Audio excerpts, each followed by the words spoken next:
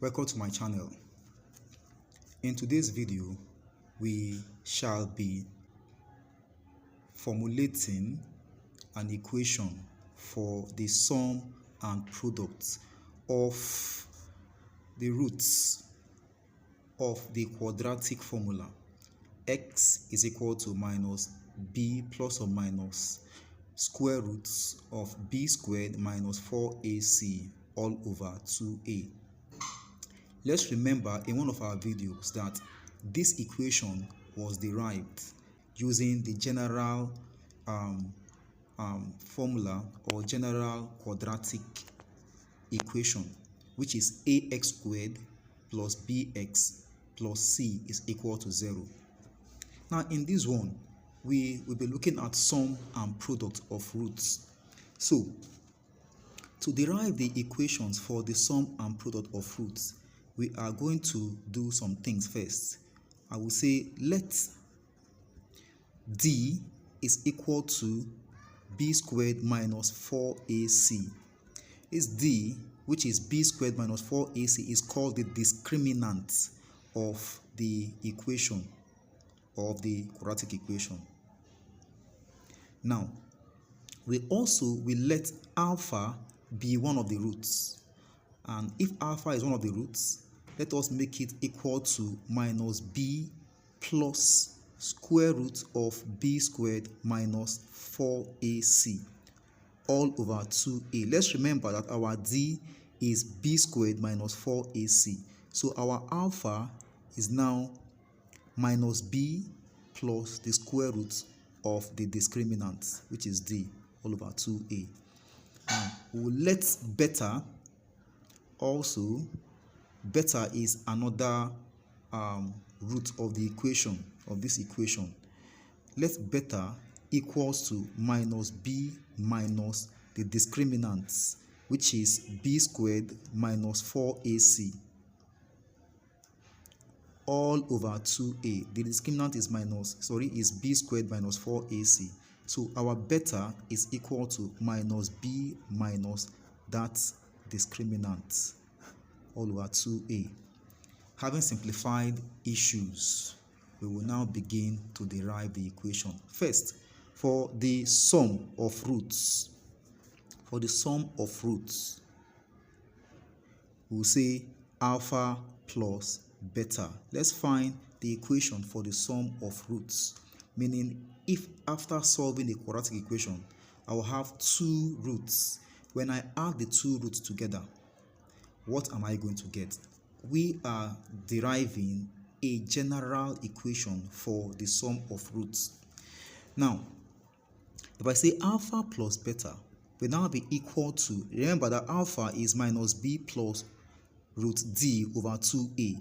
So minus b plus root d all over 2a.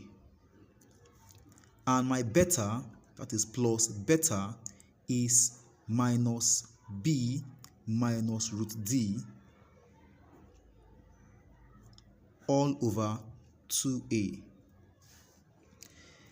Now, I am adding two fractions together, so I'll have to find the LCM of the two fractions, of the denominators of the two fractions. The denominators are 2a and 2a. So the LCM of 2a and 2a is 2a. Now, 2a divided by 2a is 1. 1 times everything as the numerator here is also that thing as the numerator. I will put a plus, this plus now, I'll bring it down, put a bracket, then write minus b minus root d, which is the result of this simplification I just did. Now, 2a divided by 2a is also 1. I will have minus b plus root d. I can put a bracket if I want to. And it is still my alpha plus beta. Let's proceed. If we are to open this bracket, what we'll have is minus b plus root d. Now, plus times minus is minus. So, minus b minus root d all over 2a. Now, this is a plus. Sorry, this is a plus and this is a minus. This and this will cancel out. before I cancel them out, let me bring like terms, more like bring these b's together. Minus b, and plus root d minus root d all over 2a. Now this will cancel this, remaining minus b and minus b, which will give us minus 2b all over 2a. This is still my alpha plus beta. This is also my alpha plus beta. My alpha plus beta. Now, these two will cancel these two. So my alpha plus beta, which is the sum of roots, is equal to minus b over a. That's the sum of roots. The equation for the sum of roots, where alpha is one of the roots and beta is the other roots. When you add them together, it's like having minus b over a. Now, let's talk about the product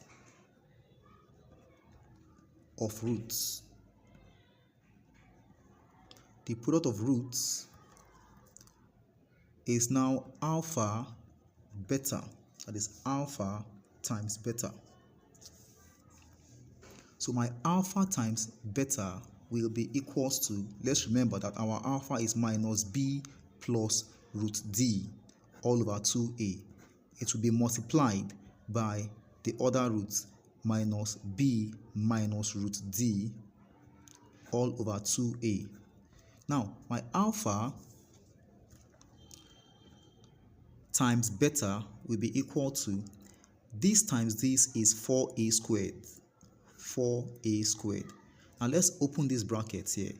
Minus b times minus b will give us b squared. Yeah. Minus b times minus root d will give us plus b root d. Now, root d times minus b will give us minus b root d. Now, plus root d times minus root d will give us minus d. Now, this and this will cancel out, remaining alpha beta, which is the product of roots, will be b squared minus d all over 4a squared. Let's remember what our d is. Let's recall that our d, which is our discriminant, is b squared minus 4ac. So we are going to substitute it in this expression, b squared minus d over 4a squared. So I will substitute.